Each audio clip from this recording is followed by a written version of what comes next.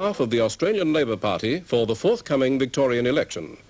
The speakers are C. Hogg, B. Hayden, B. Hawke, N. Wran, D. Dunstan, P. Toner, S. Crabb, E. Walker, T. Norris, P. Best and John Cain.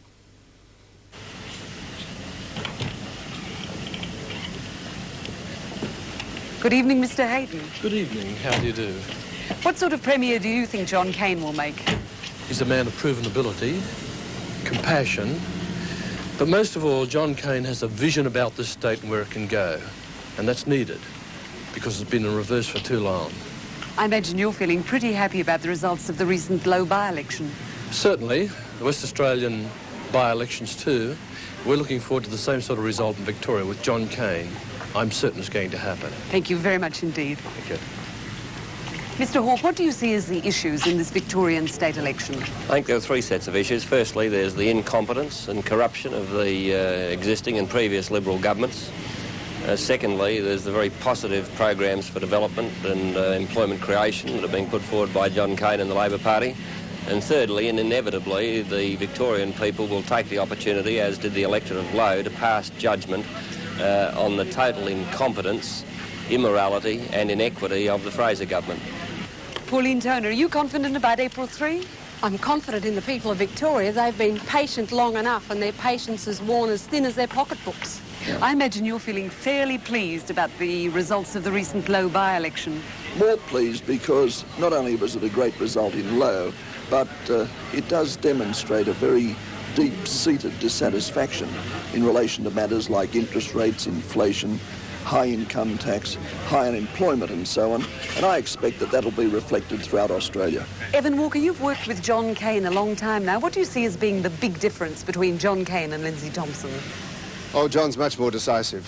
When John Cain makes a decision, he sticks to it. Oh, I think people have had enough. They remember the land deals and all the waste of money. They're looking for a new government. Hello, Terry Norris. I believe you've got a very good chance of winning a seat for the ALP pretty soon. How do you feel about that? The seat of Noble Park, I'm looking forward to it with relish. It's going to be a very exciting time for the Labor Party and an exciting time for the people of Victoria.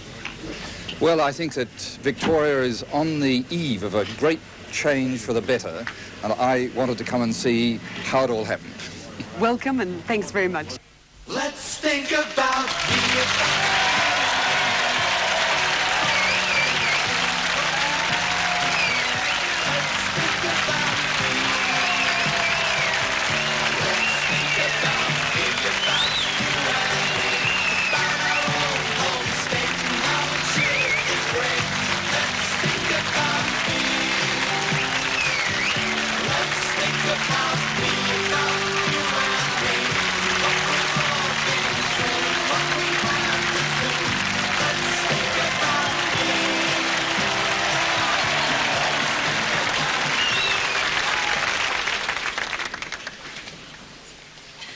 The third day of April, April 3, is a turning point for all of us.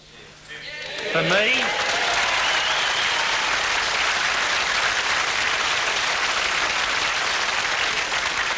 me, for you, and for all Victorians.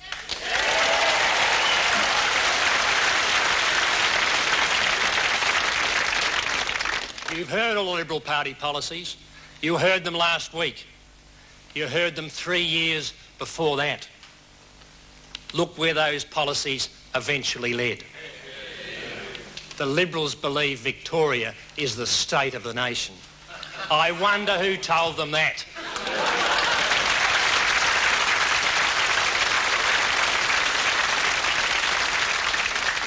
It wasn't the steadily growing army of the unemployed. It wasn't the small business people who are either going broke or moving interstate. It wasn't the 20,000 people a year who are moving interstate for better opportunities. It wasn't the people who are struggling to pay for their homes. It certainly wasn't me. I'm proud to be a Victorian, but I'm sad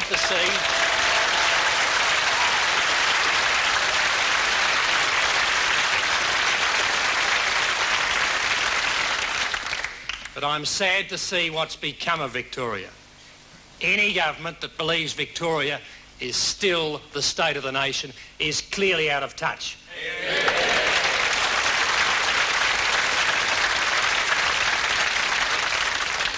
The people of Victoria have a right in 1982 to expect much more from their elected government.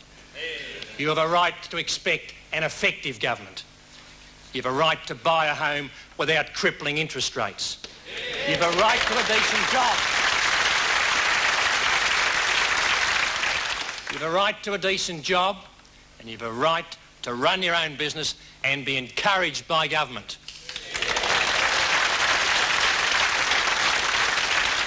You have a right to demand better public transport, better schools and better health services. What we will do is manage the resources of this state to create jobs, make it possible for Victorians to live without fear of losing their homes, and provide equality of opportunity for all.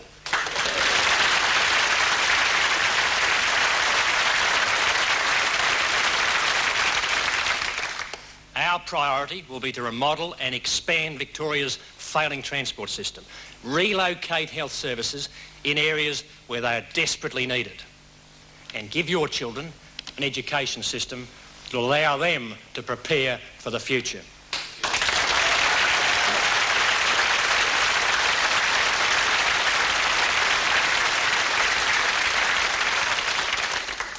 Not only has the tired Liberal government lost touch in the area of jobs, home, health and education, but they seem unconcerned at the devastating effect of increased living costs on ordinary people. Over the last 2 years, state government charges in key areas have increased between 30 and 40%. State taxes by 36%, almost twice the inflation rate. How can Victorian families be expected to cope in that situation? How can any government which puts you in that tight financial situation be supported on April the 3rd? All the Liberals offered Victoria last week was more of the same. The key to recovery in this state requires restoration of growth and prosperity to the private sector of the Victorian economy, an end to the years of waste and mismanagement in the public sector by introducing planning objectives.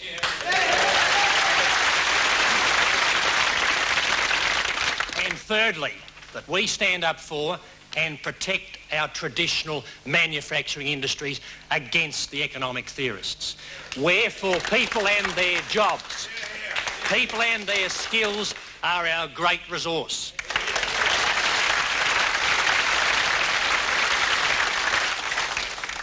Those resources must be used immediately inside Victoria to stimulate growth and create jobs for Victorians.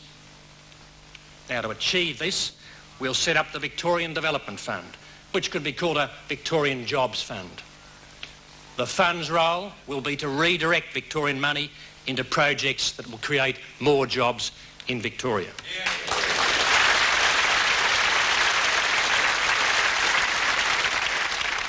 We believe it's incompetent and wasteful for government to be sitting on more than $3,000 million, much of which could be used to get this state going again.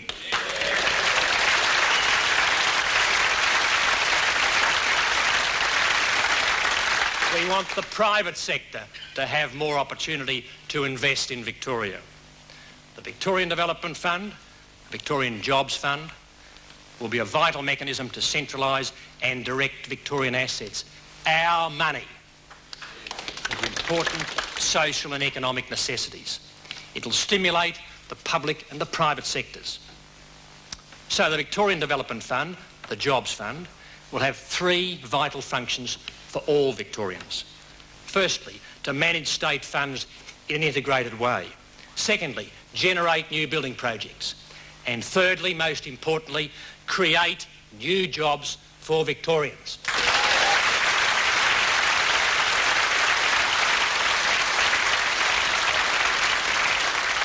This fund will benefit all Victorians.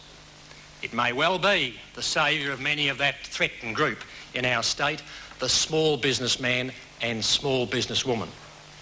Small business believes today that it's been deserted by its former allies in the Liberal Party.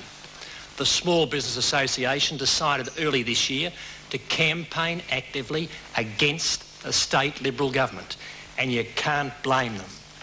In the last 4 years, the number of small business bankruptcies in Victoria have increased from 326 to 917. A Labor government will recognise the importance of small business.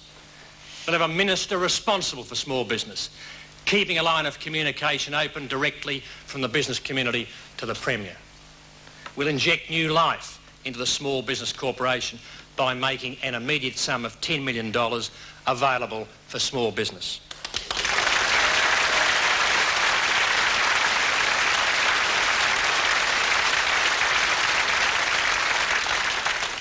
It'll come from the state insurance office premiums paid by small business. It's their money. The corporation will be the retailer of the money.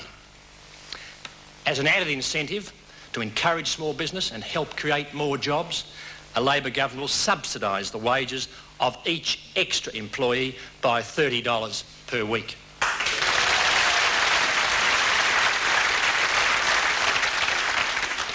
As well as revitalising small business in Victoria, we intend to create a new and better industrial relations climate for all business.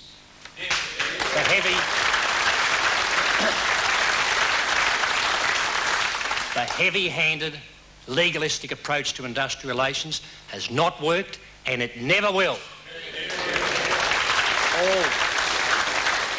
All disputes are only resolved by the opposing parties finally sitting down, negotiating around the table. Confrontation has failed miserably under the Fraser government.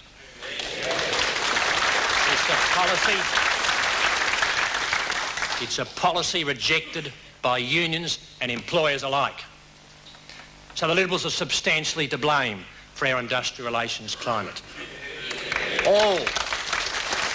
All sections of the Victorian workforce must be encouraged to work together for Victoria to grow and prosper. To help achieve this, a Labor government will create a Cabinet Industrial Relations Task Force. It will do this: encourage union applications for industry agreements, negotiate agreements before the commencement of every government project, support the protection of real wages and real wage levels against inflation, create Victoria's first State Labor Advisory Council representing government, employers and unions. The task force will be the negotiator, and it will be even-handed. There may be times when the goals or actions of individual unions are not compatible with our overall obligations and responsibilities as a government. When that occurs, we'll make it clear. Our duty is to all Victorians.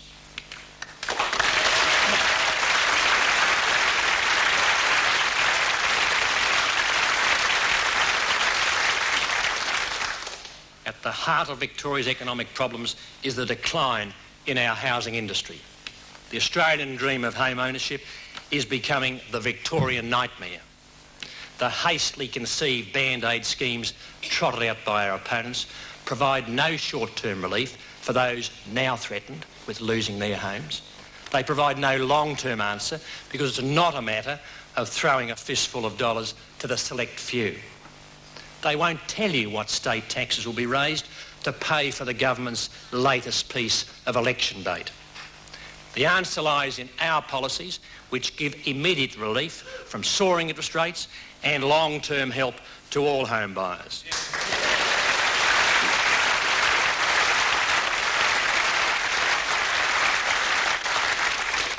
We'll provide a total exemption from stamp duty for first home buyers up to a value of $50,000, a saving of $1,000 on the average home purchase.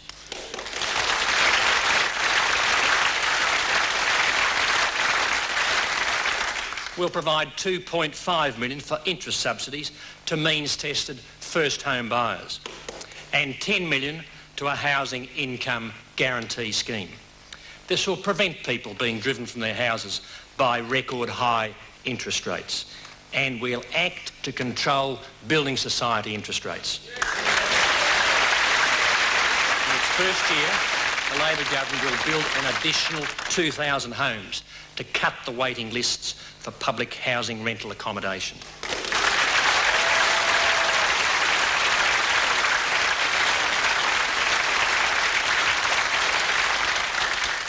Spot purchase and high-rise estate improvements will get high priority.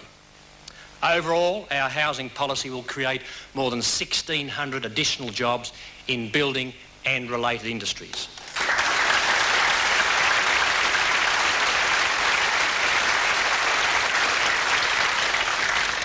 It will be funded from existing sources, augmented by $75 million from the Victorian Development Fund.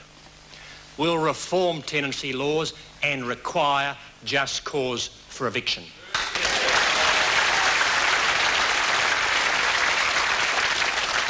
We'll abolish bonds and replace them with a state-run insurance scheme and give sole jurisdiction in tenancy disputes to a low-cost informal tribunal.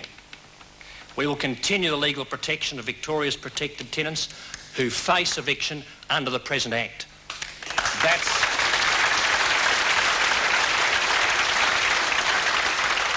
That's a housing program worthy of Victoria, one you have a right to.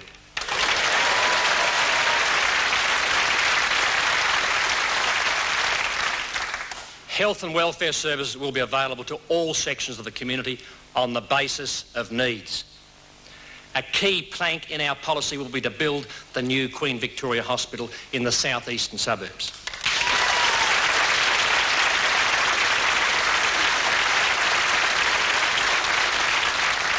This will be the first initiative of a number to ensure that modern health services are accessible to the people. A state Labor government will set up regional health councils and decentralise administration and decision-making. One of the first actions of our health minister will be to develop a 10-year plan for hospital and health capital works. The present secretive, ad hoc and wasteful approach will be replaced by a definite and public plan. People have a right to know what's going on. Our policy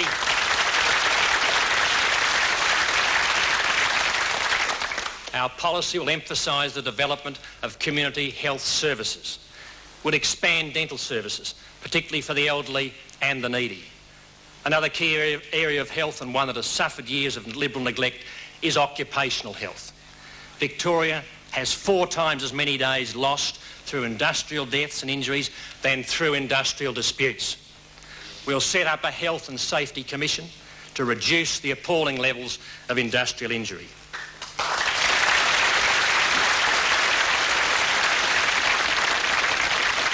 A Labor government is committed to the development of a state education system of the highest possible quality. Our schools must be responsive to the needs of their students. Schools we can be justly proud of. Today's young people have a right to expect an education system that adequately prepares them for employment and the challenges of the wider world. The present government has demonstrably failed to develop such a system. Today, more than 100,000 children are in classrooms of 31 or more. It's impossible for teachers to give them the individual attention they need and deserve. A Labor government is committed to provide enough teachers in classrooms so that no primary school class will exceed 30.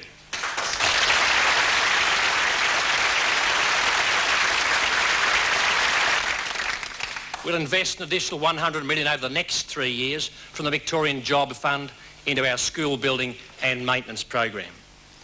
A Labor government will bring industrial peace to our schools. We are committed to a totally free education system and will increase the education allowance to a realistic level.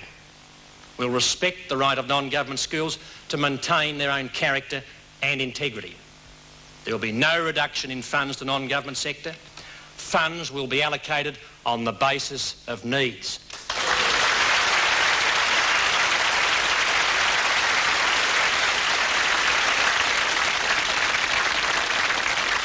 We will tackle the public transport problem on 2 fronts: organisation and investment. We'll establish a single Metropolitan Transit Authority to draw together all Melbourne's trains, trams and buses into a single coordinated system.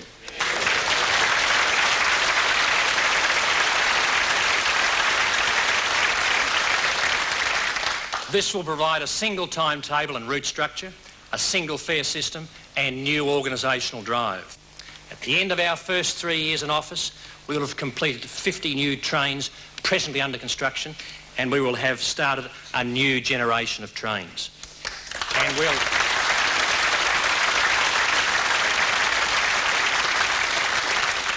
we'll also clear the suburban bottlenecks and rejuvenate projects which have been gathering dust for decades.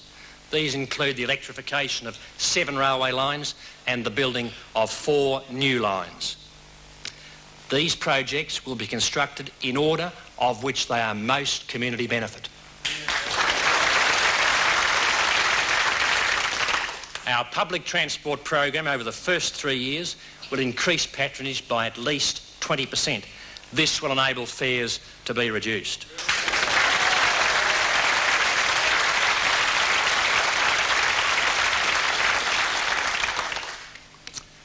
We'll also reduce petrol tax and registration fees. It's not a matter of using vast amounts of money, but using funds more efficiently.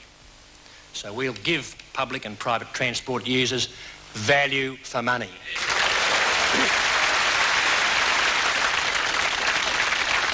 The future of the Victorian economy depends largely on the advantage we have in our 3 great natural resources: brown coal, oil and gas. These are the assets upon which our future depends. These resources must be used efficiently and effectively for the benefit of all Victorians. This has not occurred. Victoria provides 80% of Australia's oil and gets next to nothing out of it. We're already paying too much for petrol. We'll fix a maximum price.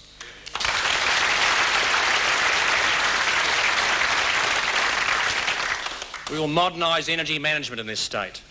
The State Electricity Commission and the Gas and Fuel Corporation will be brought under more effective ministerial control. Wasteful competition will be stopped, supplies rationalised and prices controlled. We will immediately initiate a program to promote energy conservation in industry and homes. Our energy conservation program will provide immediate relief to small consumers of electricity. There will be a restructure of gas and electricity tariffs. We'll abolish the iniquitous $18 service charge on domestic consumers.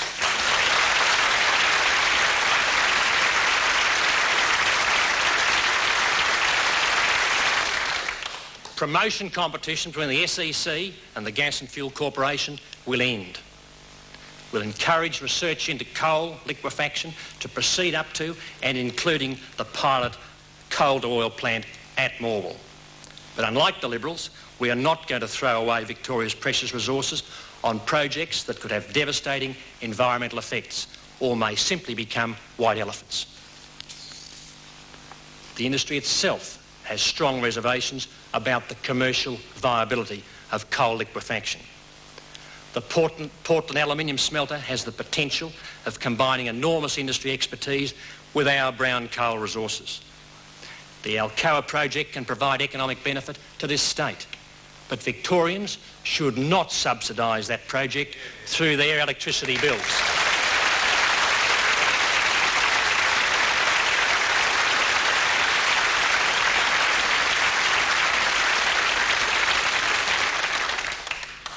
Victoria's abundant brown coal and gas reserves and an effective conservation of energy policy ensures our future energy needs. We will never put your children and future generations of Victorians at risk with nuclear power and its lethal waste.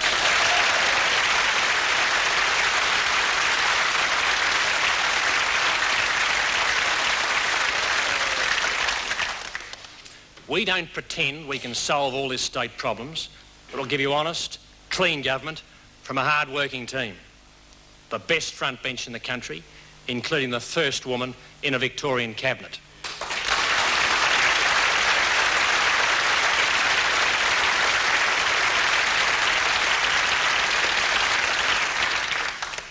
We won't always please everybody, and we won't try. I've told unions, employers and other interest groups that if the responsible answer is no, then they'll get it. It may not be always popular or politically expedient. We don't enjoy retaining probate, even in the case of a few large estates, because that's all it is. But it's the responsible thing to do. The alternative is higher state taxes for all Victorians. Land tax, payroll tax, stamp duty or motor car registration. We're not prepared to increase those taxes. The Liberals are and will, but they won't say which ones. It would have been easy to bow to the gun lobby. The responsible course is to provide tighter control to protect people from gun-related crimes and accidents. We'll do it.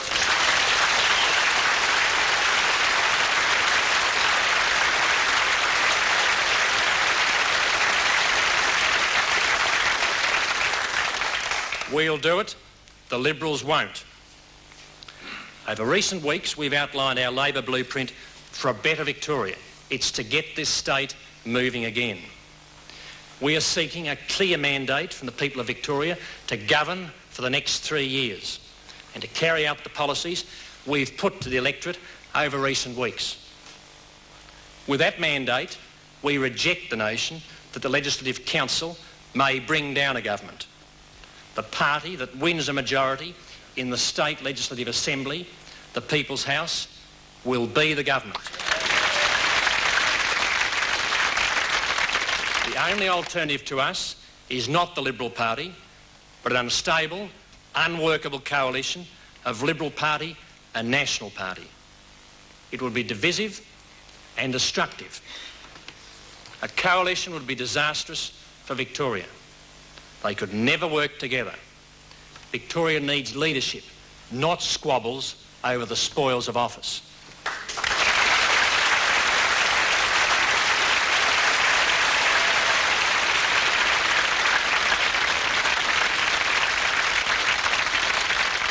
On April the 3rd, when you come to vote, I urge you to think about Victoria, about Victorians.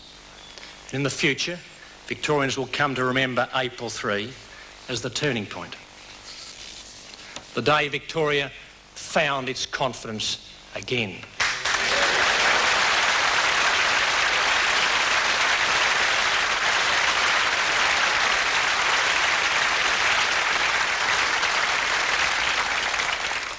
Stood up for its right to assert itself once again. The day Victoria began the climb back to its rightful position.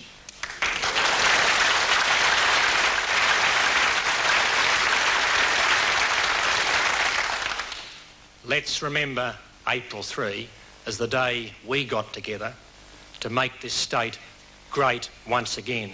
Let's make April 3 Victoria Day.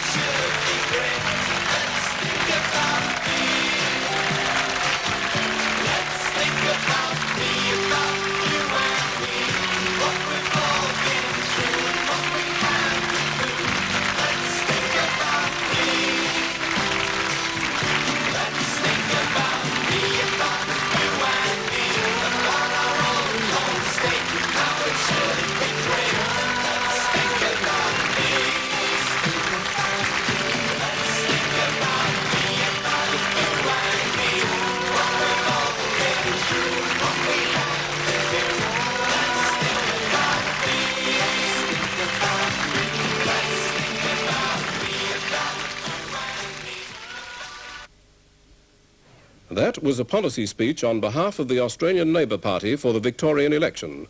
The speakers were C. Hogg, B. Hayden, B. Hawke, N. Wran, D. Dunstan, P. Toner, S. Crabb, E. Walker, T. Norris, P. Best, and the author, John Cain, Parliament House, Melbourne.